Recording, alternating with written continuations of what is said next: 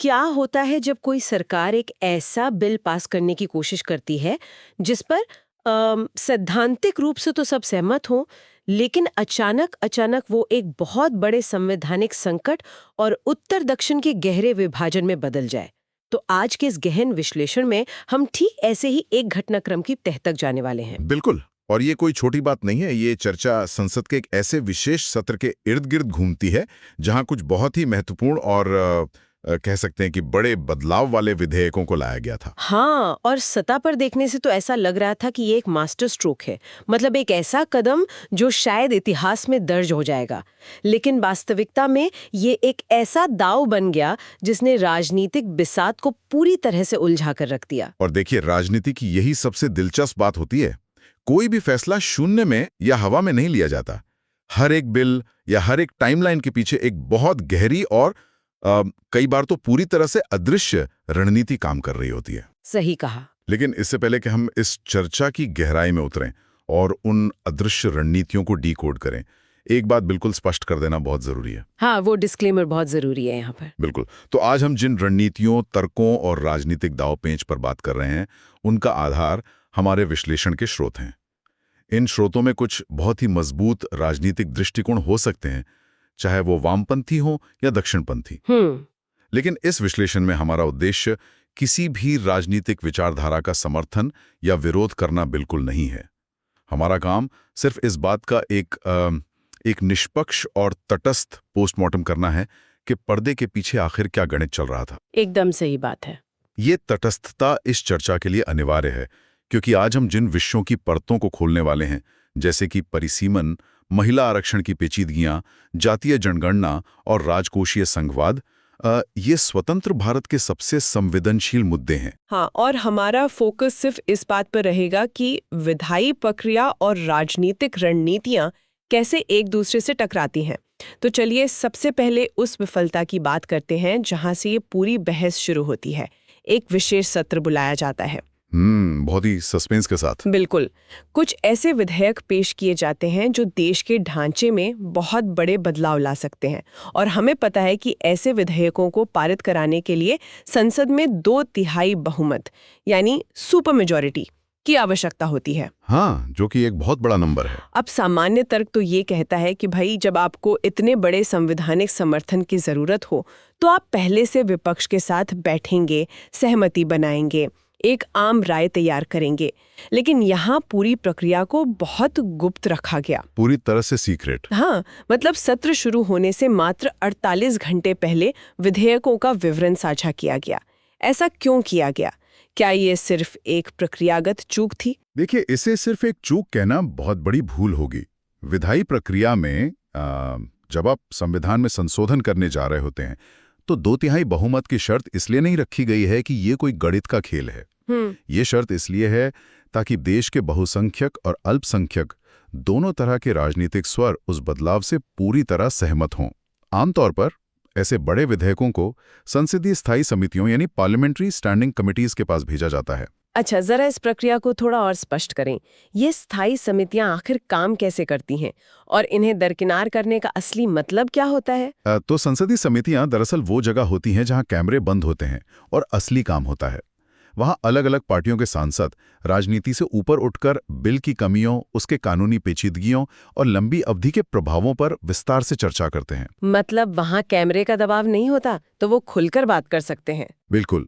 वे विशेषज्ञों को बुलाते हैं, हितधारकों से बात करते हैं और फिर एक परिष्कृत मसौदा तैयार करते हैं। अब जब आप इस पूरी प्रक्रिया को बाईपास कर देते हैं और सीधे संसद में 48 घंटे के नोटिस पर बिल ले आते हैं, तो आप क्या संदेश दे रहे हैं? आप दरअसल ये संदेश दे रहे होते हैं कि आपको इस बिल पर कोई सार्थक बहस नहीं चाहिए। आप बस इसे अपनी शर्तों पर और अपनी खुद की राजनीतिक समय सीमा के अनुसार पास कराना चाहते हैं। इस संपादकीय में इसे ही सत्ता का अहंकार या ह्यूब्रिस कहा गया है। चलिए इसे एक रोजमर्रा के उदाहरण से थोड़ा विस्तार से समझते हैं।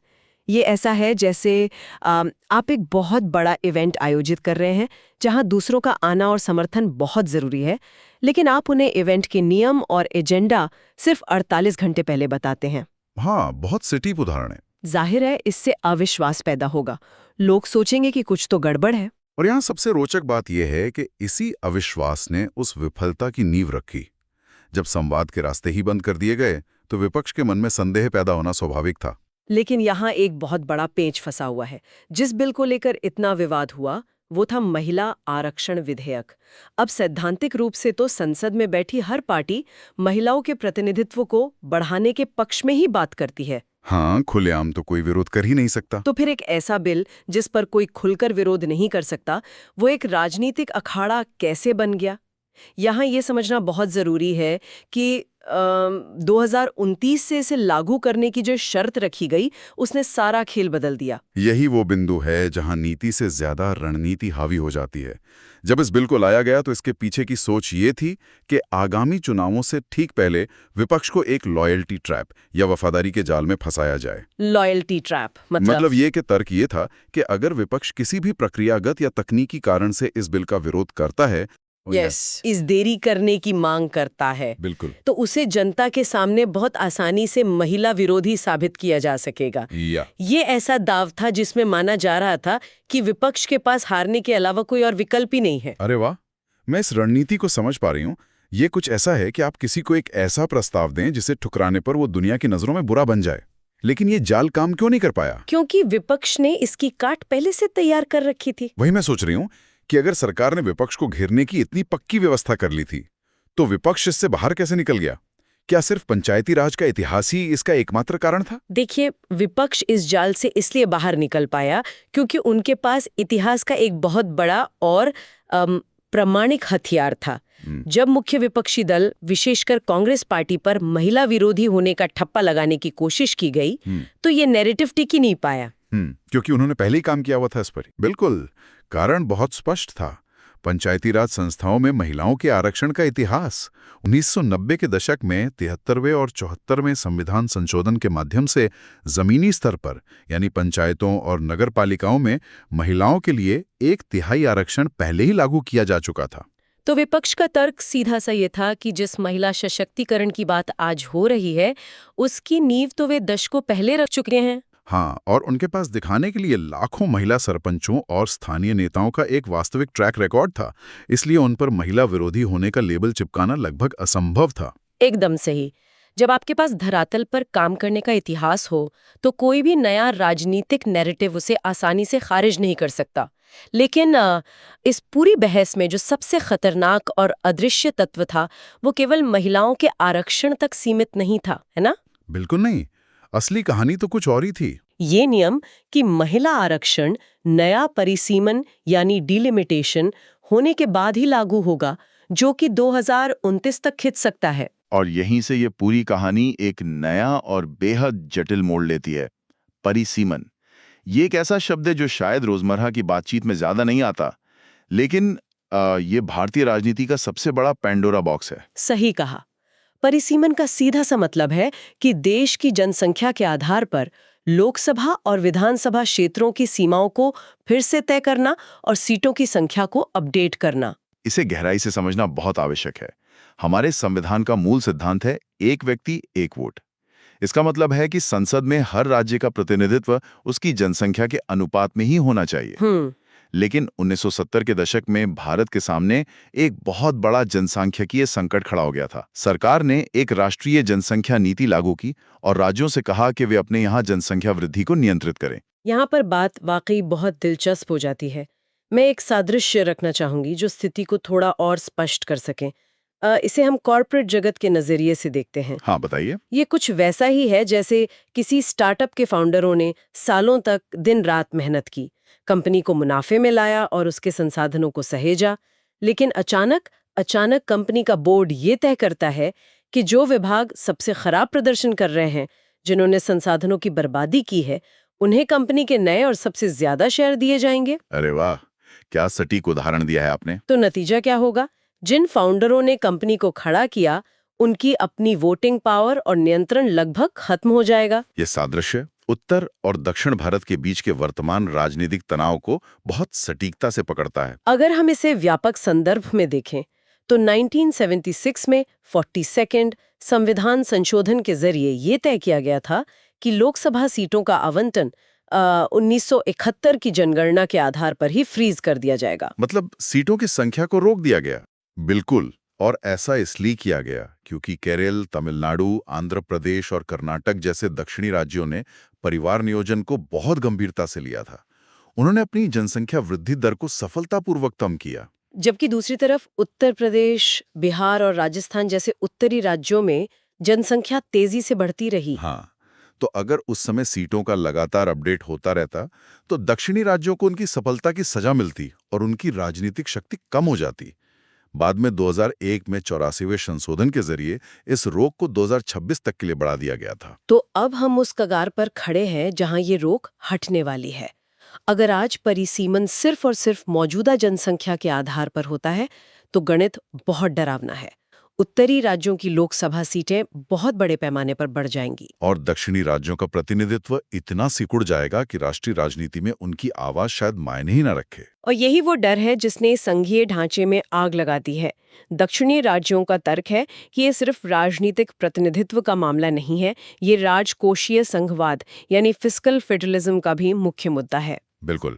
अगर हम वित्त आयोग या फाइनेंस कमीशन के काम करने के तरीके को देखें तो उसका मुख्य काम केंद्र द्वारा जमा किए गए टैक्स को राज्यों के बीच बांटना है। दक्षिणी राज्य देश की अर्थव्यवस्था में राष्ट्रीय सकल घरेलू उत्पाद यानी जीएसटीपी और जीएसटी कलेक्शन में एक बहुत बड़ा योगदान देते हैं। यानी वे राज्य जो देश की आर्थिक रीढ़ है, जो सबसे ज्यादा टैक्स देते हैं और जिन्होंने राष्ट्रीय नीतियों का पालन करते हुए जनसंख्या को नियंत्रित किया है, उन्हें अब ये डर सता रहा है कि उनकी राजनीतिक हैसियत उन राज्यों के सामने बौनी हो जाएगी जो इन पैमानों पर पीछे रहे हैं। यही कारण है कि अब ये मांग जोर पकड़ रही है कि भविष्य में परिसीमन या सीटों का बंटवारा सिर्फ कच्ची जनसंख्या यानी रॉ पॉपुलेशन के आधार पर नहीं होना चाहिए। तो और क्या आधार होने चाहिए? इसके लिए आर्थिक विकास के मैट्रिक्स, शिक्षा के स्तर और अर्थव्यवस्था में योगदान को भी वजन दिया जाना चाहिए। जब महिला आरक्षण बिल को इस परिसीमन की प्रक्रिया के साथ जोड़ दिया गया तो दक्षिणी राज्यों के मुख्यमंत्रियों ने तुरंत खतरे को भांप लिया। उन्हें समझ आ गया कि महिला सशक्तिकरण के नाम पर दरअसल परिसीमन के उस रुकी हुई घड़ी को फिर से चालू करने की तैयारी हो रही है। एकदम सही। लेकिन यहाँ मेरे मन में एक सवाल उठता है, अगर परिसीमन इतना ही विवादास्पद मुद्दा है, अगर इससे देश में उत्तर और दक्षिण के बीच इतनी बड़ी खाई पैदा हो सकती है, तो कोई भी सरकार इसे अभी छेड़ने की जल्दबाजी क्यों करेगी? बहुत अच्छा सवाल है। मतलब क्यों ना इसे ठंडे बस्ते में ही रहने दिया जाए? इसके पीछे आखिर क्या मजबूरी या कोई सीक्रेट डेडलाइन थी क्या? इस जल्दबाजी के पीछे का कारण एक ऐसा डेटा विस्फोट है जो भारतीय राजनीति के पूरे सामाजिक समीकरण को बदल सकता है, और वो है जातीय जनगणना यानी कास्ट सेंसस। अच्छा। हाँ, यह वो अदृश्य टाइम बॉम्ब है जो लगातार टिक टिक कर रहा है। जातीय जनगणना, तो ये है वो असली पेच जिसने सरकार को इतना बड़ा कदम उठाने पे मजबूर किया। जरा इस तंत्र को विस्तार से समझाएं कि जातीय जनगणना के आंकड़े और महिला आरक्षण के बीच सीधा क्या संबंध है। इस संबंध को समझने के लिए हमें कोटे के भीतर कोटा यानी कोटा विद इन अ कोटा की राजनीति को समझना होगा। वर्तमान में भारत में अन्य पिछड़ा वर्ग यानी ओबीसी को 27% आरक्षण मिलता है। लेकिन राजनीतिक हलकों में यह माना जाता है कि अगर एक देशव्यापी जातीय जनगणना के आंकड़े सार्वजनिक होते हैं तो ये बात सामने आ सकती है कि ओबीसी की वास्तविक आबादी 27% से कहीं अधिक है, शायद 50 या 60% के करीब। बाप रे। और अगर एक बार ये आधिकारिक डेटा सामने आ गया तो एक बहुत बड़ा भूचाल आएगा। लोग कहेंगे कि जब हमारी आबादी इतनी ज्यादा है तो हमारा प्रतिनिधित्व सिर्फ 27% तक की सीमित क्यों रहे? ठीक यही बात है। अब इसे महिला आरक्षण से जोड़कर देखिए। अगर संसद में महिलाओं के लिए 33% सीटें आरक्षित कर दी जाती हैं तो ओबीसी वर्ग के नेताओं का एक बहुत वाजिब डर है। क्या डर है उनका? उनका मानना है कि हमारे समाज की संरचना ऐसी है जहां उच्च जाति की महिलाओं के पास शिक्षा, संसाधन और राजनीतिक नेटवर्क तक बेहतर पहुंच है। अगर एक मुश्त 33% आरक्षण लागू होता है तो उसका सबसे बड़ा फायदा इन्हीं उच्च जाति की महिलाओं को मिलेगा और ओबीसी महिलाएं पीछे छूट जाएंगी। अच्छा, तो इसलिए उनकी मांग है कि उस 33% के अंदर ही ओबीसी महिलाओं के लिए एक अलग से उप आरक्षण यानी सब कोटा तय किया जाए। बिल्कुल। तो सरकार दरअसल एक बहुत बड़ी दोराहे पर खड़ी थी। अगर वे जातीय जनगणना के आंकड़े आने के बाद महिला आरक्षण लाते तो ओबीसी महिलाओं के लिए अलग से कोटा देने का भारी राजनीतिक दबाव होता। और यही सरकार की सबसे बड़ी दुविधा थी। हाँ, भारत की चुनावी राजनीति में किसी भी राष्ट्रीय पार्टी को सत्ता में आने के लिए दो वर्गों का साथ चाहिए होता है, एक तरफ उनका पारंपरिक उच्च जाति का वोट बैंक है, जो आरक्षण के किसी भी नए विस्तार या उपविभाजन से तुरंत नाराज हो सकता है। और दूसरी तरफ वो विशाल ओबीसी वोट बैंक है, जिसके बिना चुनाव जीतना नामुमकिन है। सरकार ये चाहती थी कि परिसीमन और महिला आरक्षण का एक ढांचा पहले से ही कानूनी रूप से तय कर दिया जाए, ताकि जब जातीय जनगणना के आंकड़े बाहर आएं तो कोटे के भीतर कोटा की मांग को ये कहकर टाला जा सके कि भाई कानून तो पहले ही पास हो चुका है और अब ये 2029 के परिसीमन के साथ ही लागू होगा। एकदम सही पकड़ा आपने। ये तो सच में राजनीतिक बिसात पर 8 चाल आगे की सोचने जैसी बात है। एक ऐसा चक्रव्यूह जहां एक तीर से कई निशाने साधने की कोशिश की गई, विपक्ष को महिला विरोधी दिखाना, परिसीमन का रास्ता साफ करना और जातीय जनगणना के संभावित झटकों से खुद को बचाना। हाँ, योजना तो बहुत बड़ी थी। लेकिन जैसा कि हमने शुरुआत में कहा था, हर चाल सोची समझी दिशा में नहीं जाती।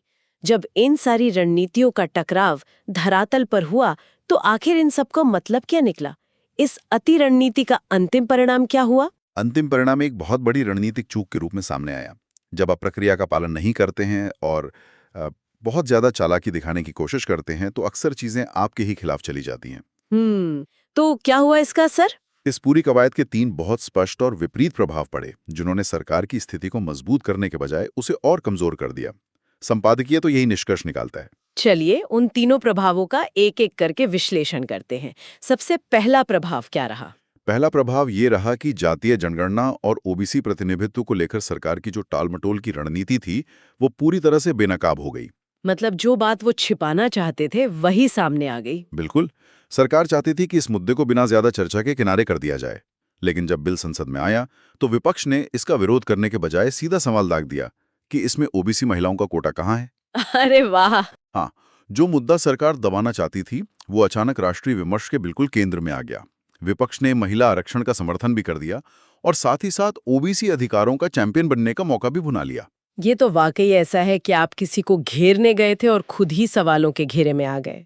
और दूसरा बड़ा नतीजा क्या हुआ? दूसरा नतीजा वो था जिसकी हमने अभी थोड़ी देर पहले चर्चा की, संघीय तनाव का भड़कना। परिसीमन का जो डर दक्षिणी राज्यों के मन में दबा हुआ था, इस एक कदम ने उसे पूरी तरह से सतह पर ला दिया। हाँ, मतलब जो आग राख के नीचे दबी थी उसे हवा मिल गई। सही कहा।